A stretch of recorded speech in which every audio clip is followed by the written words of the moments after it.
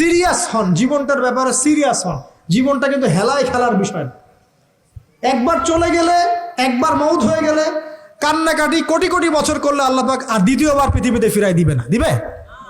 তো কি কারণে আমরা আমাদের সময়টাকে হেলায় নষ্ট করছি? সুযোগ আছে কোনো সুযোগ নাই। যেই কাজের পরকালীন কোনো ফায়দা নাই সেই কাজে আমি নাই। সোজা কথা বোঝেন?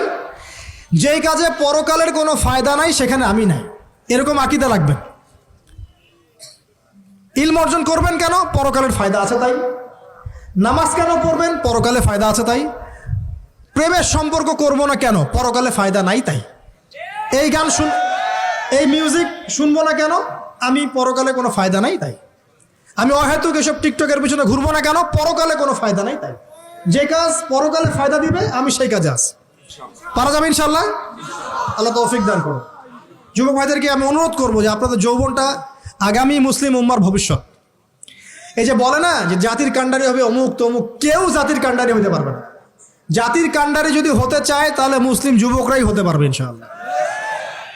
যারা সারাদিন মাদকদ্রব্য সেবন করে এরা জাতিকে কিচ্ছু দিতে পারবে না।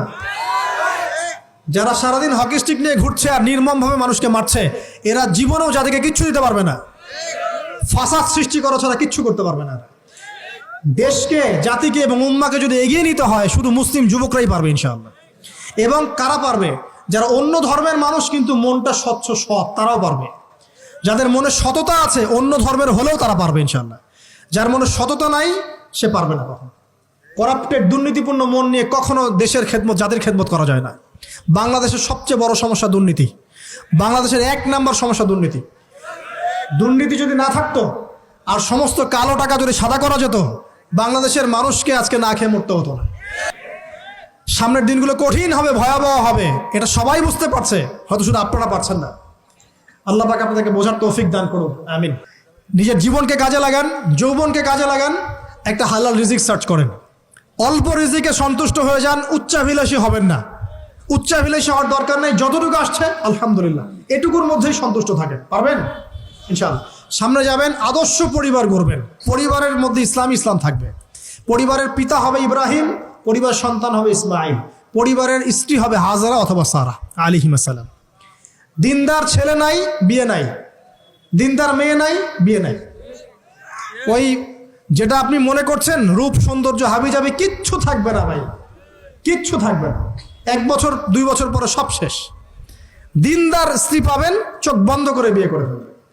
আর দিনদার স্বামী পাবেন, বিয়ে করে ফেলবেন। আমার স্বামী কত বড় ব্যাংকের চাকরি করে, কত বড় ডিগ্রি, কত বড় সার্টিফিকেট, এটা পরের ইস্যু।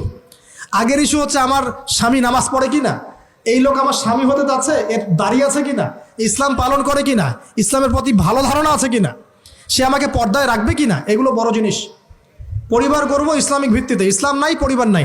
এমনকি পরিবার গড়ার পরেও যদি দেখেন যে পরিবারের সদস্যদেরকে বোঝাতে বোঝাতে আপনি ক্লান্ত হয়ে যাচ্ছেন, পরিবারের সদস্যদেরকে দিন বোঝাতে আপনি ক্লান্ত, কিছুতেই দিন বুঝতে চায় না, আপনি আসহাবুল কাহাফ হয়ে যান, তাও ভালো। বুঝেন নাই? আপনি নিজের চরকায় তেল দেন, ওটা বাদ দেন, ওর কবরের হিসাব ওর উপর ছেড়ে দেন, আপনি ইব্রাহিম হয়ে যান, আপনি আসহাবুল কাহাফ হয়ে যান, তাও ভালো। ইসলাম নিয়ে কোনো কম্প্রোমাইজ নাই। পরিবারের সদস্যরাও যদি আল্লাহর পথে চলার ক্ষেত্রে প্রতিবন্ধকতা সৃষ্টি করে, বাদ দিয়ে দেন, দরকার নেই। আল্লাহর জমিন প্রশস্ত, আল্লাহর জমিন প্রশস্ত, আল্লাহর রিজিক প্রশস্ত ইনশাআল্লাহ। আল্লাহ পাক উত্তম আরো কিছু দিবেন আপনাকে ইনশাআল্লাহ তাআলা। খেয়াল রাখবেন, পরিবারের মধ্যে ইসলাম থাকতে হবে। এখানে কিন্তু আপনাকে কেউ বাধা দিবে না, এর কর্তা আপনি নিজেই। আল্লাহ পাক তৌফিক এনায়েত করুন, আমিন। পাশাপাশি সৎ কাজের আদেশ করেন, অসৎ কাজে নিষেধ করেন। মুসলিম উম্মার মধ্যে ঐক্যের চেষ্টা করেন, বিভক্তি সৃষ্টি করবেন না। সবার মধ্যে ভালো জিনিস আছে, নিয়ে নেন, খারাপগুলো ছেড়ে দেন। এমন কোনো সংগঠন বা দল বা জামা নাই যার 100%ই পরিশুদ্ধ, এমনটা কোনো নাই, কোথাও নেই। সবার মধ্যেই কিছু না কিছু ভুল থাকবেই, কিছু না কিছু ফল্ট থাকবেই। ওই ফল্টগুলোকে নিয়ে যদি আপনি পড়ে থাকেন আর কাদা ছড়াছড়ি করতে থাকেন, কাজ হবে না। এখন এই যুগটা সেই যুগ না। এটা কি সাহাবীদের যুগ যে চুল ছেঁড়া বিশ্লেষণ করতে হবে? এখন কি খেলাফা কায়েম আছে? সাহাবীদের যুগে খেলাফা কায়েম আছে, ইসলামিক অর্থনীতি কায়েম আছে, ইসলামিক রুলিংস চলছে। তখন সূক্ষ্ম বিষয় নিয়ে সাহাবীরা একে অপরের সাথে কনফ্লিক্টে যাচ্ছে, মত পার্থক্য হচ্ছে। আর এখন তো কিছুই নাই, এখন আপনি ওই ছোটোখাটো বিষয় নিয়ে পড়ে আছেন, বড় বিষয়টি তো খোঁজ নাই। আল্লাহ পাক আমাদেরকে বোঝার তৌফিক এনায়েত করুন, আমিন। সামনে এগিয়ে যাবেন এবং দিনের জন্য কিছু করার চেষ্টা করবেন। আপনার জান, আপনার মাল, আপনার সময় শ্রম দিয়ে ইসলামের জন্য কিছু করে যাওয়ার চেষ্টা করেন।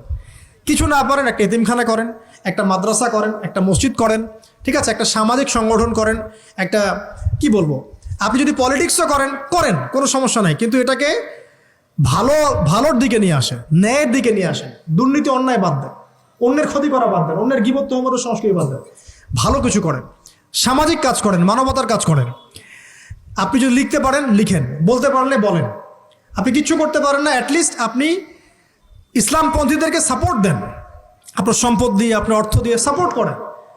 কিচ্ছু করতে পারছেন না, কিছুই করার ক্ষমতা নাই, নিজেকে নিয়ে ব্যস্ত থাকেন, আগুন উস্কে দিয়েন না। মনে করেন আপনার কিছু করারই ক্ষমতা নাই, কোনো যোগ্যতা নাই, ঠিক আছে, আপনি চুপ থাকেন, অ্যাটলিস্ট আপনি আগুন উস্কে দিয়েন না, নিজেকে নিয়ে ব্যস্ত থাকেন, আপনি আপনার কাজ করেন। আল্লাহ পাক আমাদের সবাইকে দিনের জন্য কিছু করার তৌফিক দান করুন।